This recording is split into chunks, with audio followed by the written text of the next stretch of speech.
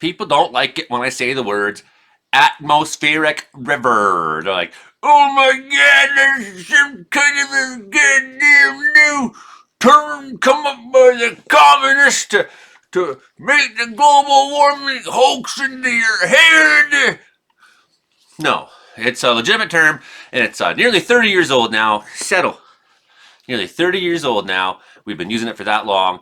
So you used to call it the Pineapple Express, but the Pineapple Express is something that only happens between British Columbia and Hawaii. K-Dog, you can't settle down. You can't sit on my lap when I'm trying to make a show. Okay, let's go. Sketched out. Big moose. Getting angrier. Now you jump off the roof. There she goes. You never know what can happen. What's going on, you know. Here she comes. That was pretty close. So I'm going to go completely off topic to start the show off because I know how much you hate the word atmospheric river so much. But wait till you see the forecast I got for you. Okay, here's pictures of some plants talking to each other. And they've now, through science, they've been able to actually use cameras, infrared waves, and photograph plants communicating to each other.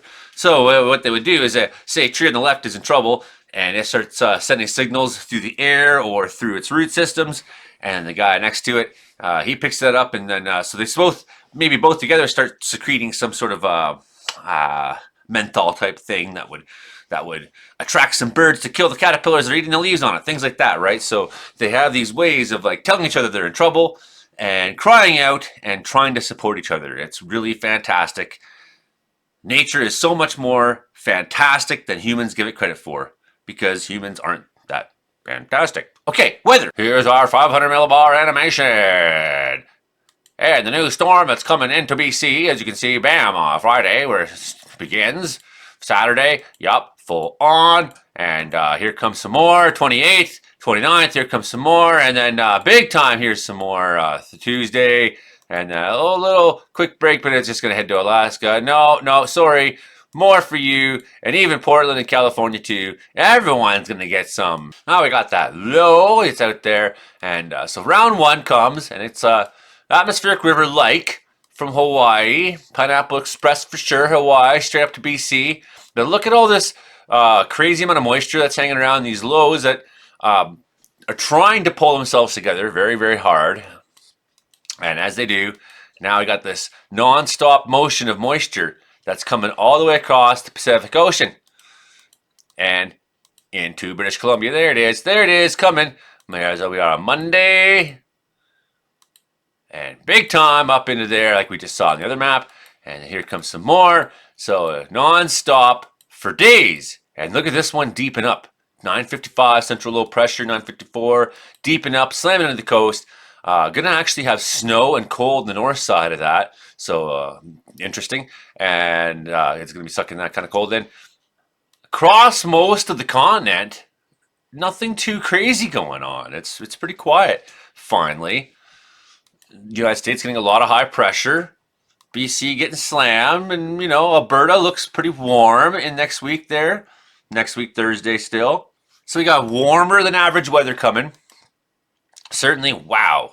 So yeah, look at this. All the way up into the Arctic. Look at that. That is wild. So this Chinook, that's not what Chinooks do. Chinooks don't go all the way to Fort Good Hope and beyond and up to Resolute almost. I mean, so for the most part, until we get into that beginning of February, then the United States starts seeing some stories.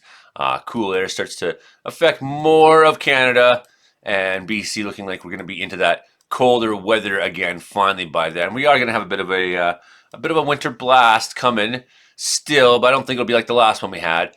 Definitely this colder air now reaching all the way down in the United States again. So colder air, we'll talk about how cold possibly. Again, I don't think we're looking at the minus 50s we already had. That was some ridiculous fucking weather. Absolutely. Okay.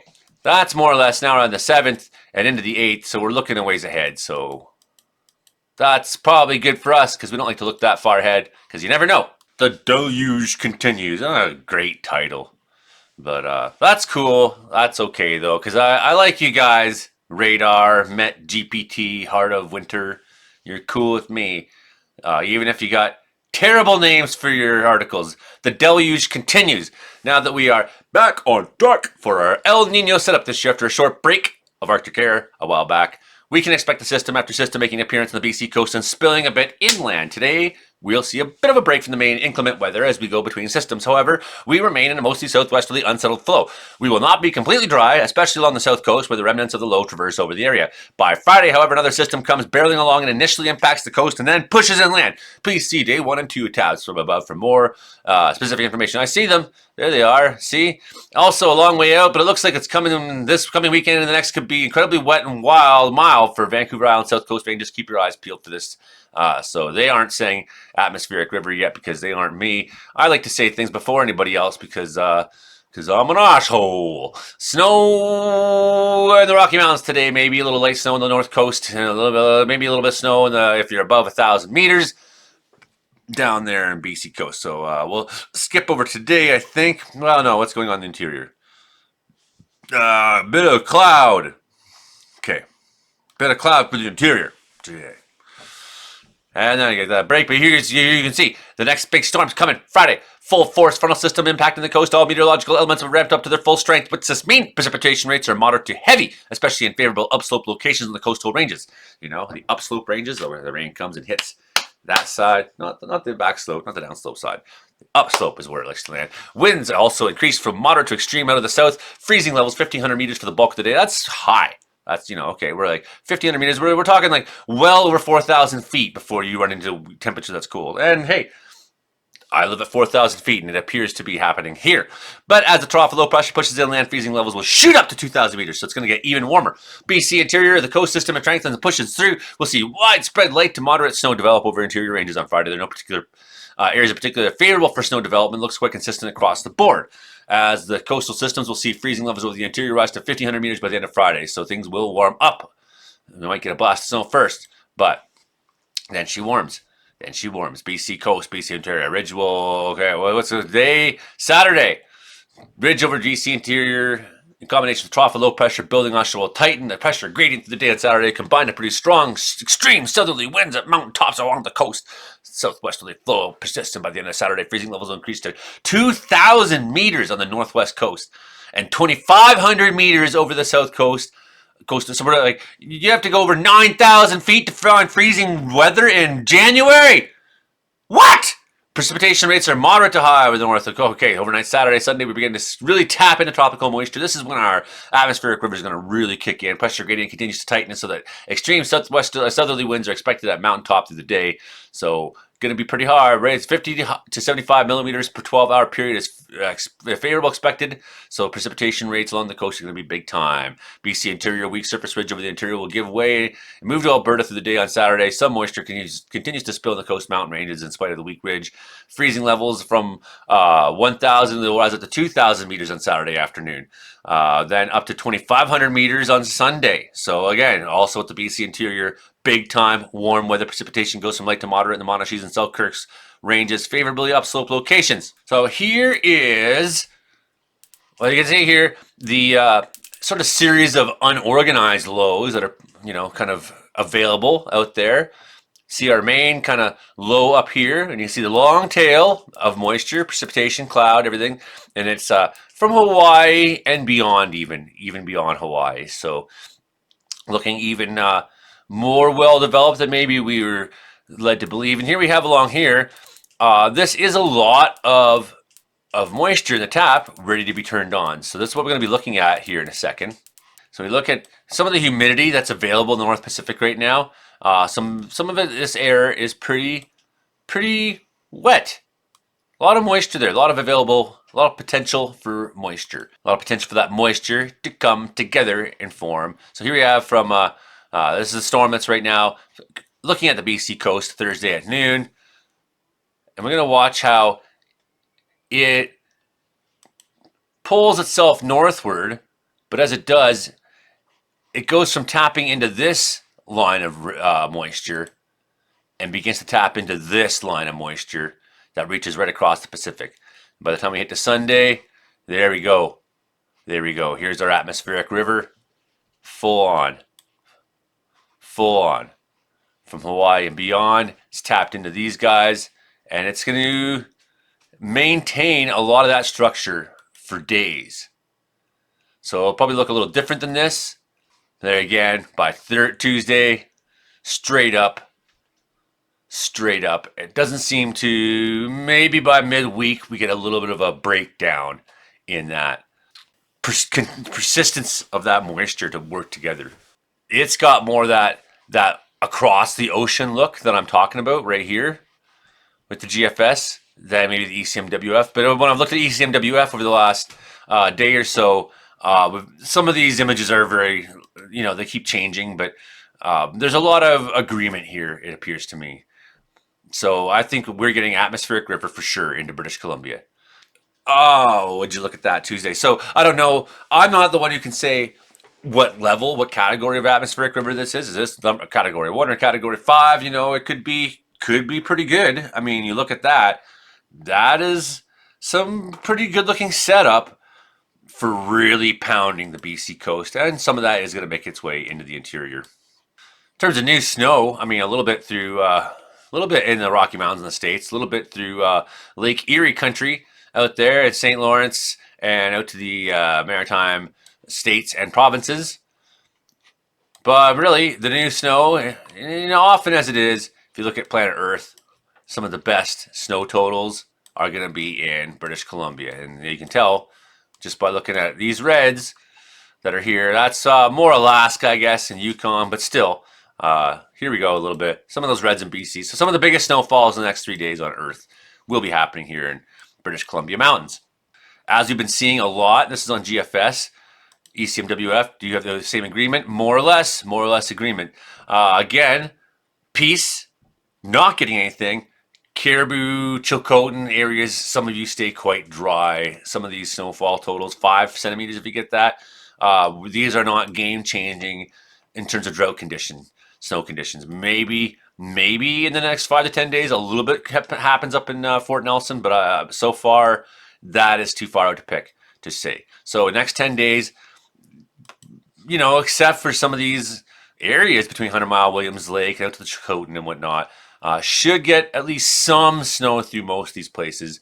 But again, some of these totals aren't very wowing. They aren't going to change how much water is in your ponds. And, farmers are going to be concerned. Forest firefighters got to be concerned about this continuing story of places in BC being pretty dry. The next 10 days, yeah. So huge time. This is not going to stop. You see, it's in the next 3 days that some of this starts, but really it's in that 3 to 5 days when that atmospheric river really starts to land in. So 3 to 5 days, actually, end of the weekend, beginning of next week, as we've been saying.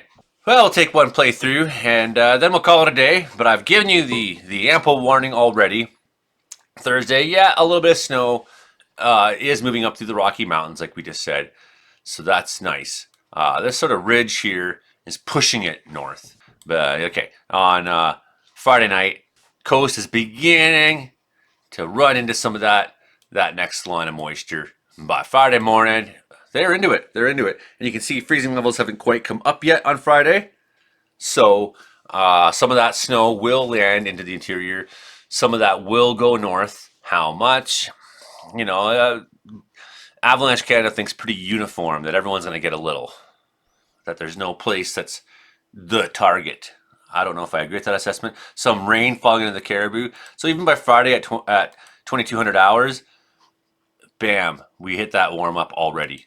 2 degrees Celsius at 11 o'clock at night, 10 o'clock at night. So that big warm up is happening. And that is going to transition things from snow into rain. There you have it on Saturday. Sometimes the animations are slow.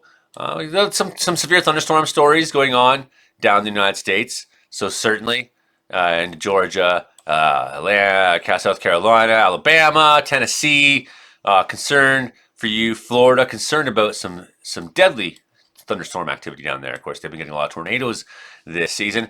So here's that offshore. Look at that flow. Really going to pound the wind up the coast Saturday evening.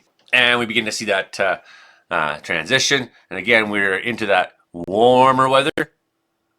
All completely warm by then. 5 degrees at midnight on Saturday night in Prince George. Have you ever seen this? This is fucked up. I mean, we know that the warm people say, well, it's just a January thaw. It's just a January thaw, and I say, well, bullshit, because when I have a January thaw, there we go. Look at that atmospheric river. If you have a January thaw, that would sort of indicate that there's been winter ahead of it. And yeah, we did have some minus 20s and 30s in a lot of BC. But as far as I'm concerned, we haven't had proper winter yet. We haven't had proper winter yet. How do I know that? Because most of BC has bugger all for snow, even in the high mountains. Look at, here we are in Wells. 24 centimeters of snow in Wells is unheard of. Okay? Monday, atmospheric river arrives. So this is like non-stop. It's going to be just a lot of warmer weather coming up, and a lot of precipitation, and a lot of, look at some of these temperatures though. Man, it's bizarre. It's bizarre. It's bizarre. Yeah, a January thaw, sure. I'm not the kind of guy who like thinks everything that's kind of every time the weather changes, it's some conspiracy or it's climate change or something. It's not like that. It's just we haven't had a proper winter yet, man. So how can you just dismiss it as a January thaw when we really haven't had much winter to speak of? So here's what we're going to be looking at over the next bunch of days, right? Big time precipitation, warmer weather, it's coming, atmospheric river. Still a little too far out for me to guess exactly how strong it's going to be. But we know, because we say atmospheric river, that's a big low next Tuesday. That's a powerful storm. It could really do, depending on how this and where this ribbon wants to full on smack into a place. You could have an Abbotsford event again, but it could be somewhere else, right? It's really hard to 3 to 5 days out make a really exact guess as to who's going to get destroyed. But hey, if you are places that are used to seeing big time precipitation and have flood problems, this would be a good sign to be aware, be ready. And this is going to affect. I mean, you look at along that. You look at Northern California into Oregon. This is going to affect the entire Pacific Coast. So everyone's going to get some. Everyone's going to get some. That's what's happening to end the month of February. I hope you found my show informative. I would just like to thank my patrons and supporters because you give me a reason to get up out of bed every day. When people hit the like and the share and the thumbs up and they hit subscribe and they say, good job, Joey, it makes me feel really good. And I'm like, you know what? I'm going to do this some more. Yes! I would just like the world to know how thankful I am to my patrons and supporters.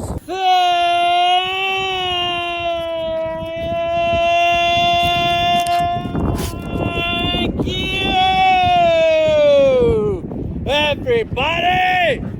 And on that note, stay dry, everybody. And very warm weather. Very, very warm weather coming. What else could I say about it? Very warm weather coming. All right. Bye for now.